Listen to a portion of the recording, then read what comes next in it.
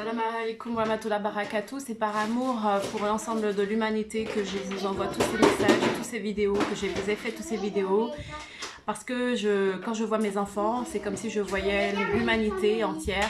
Quand je porte un enfant au monde, quand je porte un enfant dans mon ventre et que je le mets au monde grâce à Allah, grâce à la puissance d'Allah, Allah m'a dit, quand j'étais en train d'accoucher, mon enfant me dit « Je suis en colère, je suis en colère !» Et moi j'ai dit, je sais Allah, je sais, je t'en prie, aide-moi, aide-moi, aide-moi Allah, je t'en prie, aide-moi. Pardonne-nous pardonne-nous Allah, je t'en prie Allah, aide-moi, je t'en prie Allah, si tu me sauves Allah, je t'en prie, aide-moi, je vais tout faire, tout ce que je peux dans mon pouvoir pour faire tout ce que tu souhaites, que ta volonté soit faite. Pardonne-nous Allah, donne-nous la miséricorde. Et j'ai eu aussi pour mon premier enfant, j'ai eu un EMI, c'est une mort imminente, EMI là. Arrêtez de jouer avec le lait les garçons. Et c'est comme ça que en fait j'ai vu, je suis rentrée dans des sphères obscures et j'ai vu l'enfer, quoi, l'enfer total. Et il m'a montré, alors là m'a montré 7 moines, mais visage noir, caché, il n'y a pas de visage en fait. Ils ont leur moine, vous savez les moines ils ont une capuche. Et donc on voyait que c'était tout noir. Et moi j'ai dit non, je vais pas avec eux, je vais pas vers vous, je suis pas chrétienne, je suis pas dans le christianisme, j'aime bien la religion mais je suis pas chrétienne, donc je viens pas avec vous. Après il m'a montré une autre image, et l'image c'était une image vous savez les djinns, un peu un mi-homme animal mais qui va très vite, qui danse, qui va vite, et il était au sol, et il avait des longs cheveux et tout, enfin c'est mi-homme, mi-homme, mi-bête, donc ça veut dire que c'est un djinn, tu vois. Et j'ai tout de suite compris, parce que j'ai tout de suite compris que c'était un djinn, et moi j'ai dit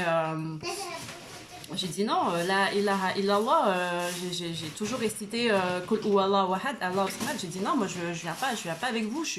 Non, c'est Allah, Allah, je viens pas avec vous. Moi je suis avec Allah, Allah Akbar, Allah l'unique. Ensuite, il m'a montré une autre image. Ah ouais, il m'a montré l'image de mes ancêtres, de ma grand-mère qui est déjà décédée, etc. Et en fait, j'ai compris en fait que c'était une image du genre viens avec nous, on est bien, on est beau. En plus, ma grand-mère avait, vous savez, ce visage jeune et tout, bien, la peau toute lisse, elle était belle et tout ça. Vraiment, c'était la jeunesse. Et moi, j'ai dit non, je peux pas. Si je pars avec vous, qui va s'occuper de mes enfants, de mon enfant? Non, faut que je revienne sur Terre. Allah, je t'en prie, laisse-moi revenir sur Terre pour faire les choses correctement et m'occuper de mes enfants et de mon enfant, parce que c'est mon premier enfant. Et après, là, je suis revenue à la vie. Et ensuite, j'ai vu par la fenêtre, il y avait un dessin. Et le dessin, c'était avec la buée. Vous savez, avec la buée, des fois, il y a des dessins qui se montent et se fait. Et j'ai vu un sorte de cou étranglé. Vous la laissez jouer avec vous. Et de cou étranglé. Et donc le cou étranglé, ça veut dire le cordon. Pour moi, ça voulait dire le cordon. Et j'ai dit après, venez, tiens, viens bébé. Et vous laissez le riz tranquille. Et après, c'est là que j'ai compris que mon enfant avait été, comment dire, le cordon était autour de son cou et qu'il fallait absolument que je passe en salle de césarienne, sinon on allait tous les deux y passer, qu'on n'allait pas vivre. Et du coup, j'ai crié un coup et tout. J'ai dit au médecin, dépêchez-vous, il faut qu'on va sortir le bébé, faites une césarienne parce que ça va plus du tout et tout. Donc après m'avoir bien dosé en péridurale et tous les trucs et tout ça en produits toxiques pour dilater le col, mais ça n'a même pas fonctionné. Donc vous voyez pourquoi après tout le cheminement, après pour mon troisième enfant, j'ai demandé à faire un accouchement naturel par la permission d'Allah, et ça s'est bien passé, mais avec tous leurs produits toxiques et tout ça s'est très mal passé. Donc pour vous dire que voilà, que mon travail, c'est la monothéisme pur, al-ikhlas. C'est le message. Soyez dans le monothéisme, dans le tawhid, parce que si l'idolâtrie est dans votre cœur, ça va pas aller, c'est l'enfer total. Ne vous faites pas séduire, ne vous laissez pas séduire. Restez dans le cadre du tawhid, du monothéisme pur. La ilaha illallah, ashhadu an la ilaha illallah, ashhadu anna Muhammad Rasulullah. Ne laissez personne vous détourner de ça, de ce chemin vers Allah. Et surtout, comprenez bien que si vous avez pris en compte le message de Issa, paix sur lui, c'est pour ça qu'il dit je suis le chemin, avec la lumière coranique et du prophète Mohammed sallallahu alayhi wa sallam, vous comprenez que la grande guerre, elle est spirituelle. Elle est spirituelle. Arrêtez de croire que vous allez sur le champ de bataille, même si ça va se faire, parce que eux ils attendent que ça, même si ça peut se faire, mais sachez que la première guerre c'est spirituel. N'attendez pas autre chose. Attendez c'est comme le prophète Élie. Je vous invite à revoir son histoire. Elle est superbe et ils expliquent bien qu'en fait Élie, lui au début, il avait tué les 400 prêtres idolâtres de Baal, mais à la fin on voit dans l'histoire que à la fin Allah essaie de, en fait lui l'éduque à comprendre véritablement que le combat que Allah cherche que le combat que Allah souhaite pour Élie et pour tout l'ensemble de l'humanité, c'est le combat qui est en fin fond de nous-mêmes, dans notre intimité. Pourquoi on fait ça? Quel est le but exactement de notre mission sur Terre?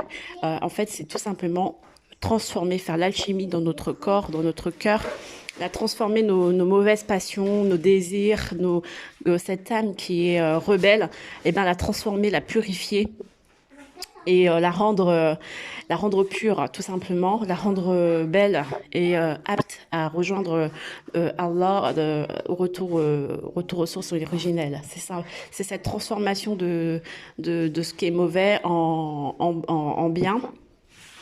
Et cette transformation-là, c'est à l'intérieur de nous que ça doit s'opérer. C'est cette guerre qui est au fin fond de nous qui doit s'opérer. Donc, faites attention à toutes les manipulations et toutes les tentations. Et que le Satan, le maudit, ne vous entraîne pas vers des chemins glissants, parce qu'il va vous tenter jusqu'à la fin. Donc, voilà, il faut toujours se raffermir. Et c'est ça la grande guerre. Pour que Allah puisse agir véritablement au plus près de nous dans nos vies au quotidien.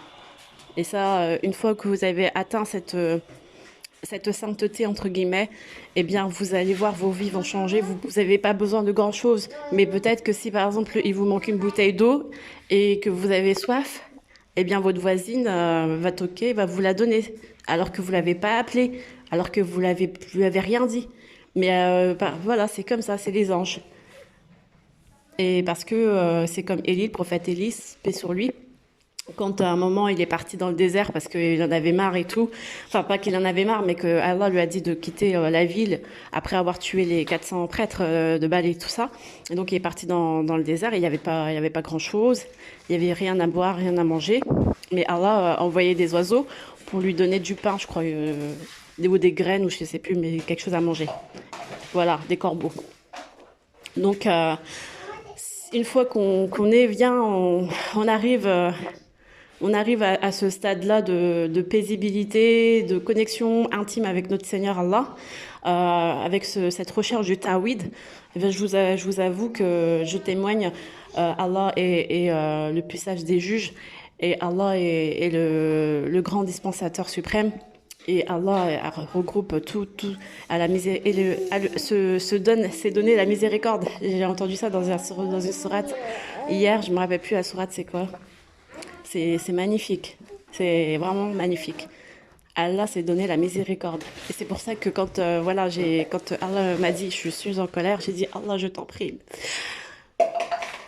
accorde-moi la miséricorde, accorde-moi la miséricorde, accorde-moi la miséricorde. Voilà, jusqu'au bout. Demandez la miséricorde à votre Seigneur. Et ne soyez pas des gens qui vont sur le chemin de la colère d'Allah, mais sur le sentier rempli de faveur, comme dit Surat Al-Fatiha. Voilà, mes chers frères et sœurs, c'est un amour, c'est dans l'amour. C'est l'amour que j'ai pour mon Seigneur. C'est l'amour que j'ai pour mon Seigneur que je vous ai donné tous ces messages. Et je vous souhaite vraiment une très très belle contemplation et de suivre les conseils que j'ai pu donner par la force et l'intermédiaire, par l'amour et la volonté d'Allah. Et sa permission, j'ai pu faire ce travail. Je le remercie. Alhamdulillah Rabbil Alamin. Allahumma salli ala Muhammad wa ala ali Muhammad. Subhanallah al-Akbar. Safia Allah.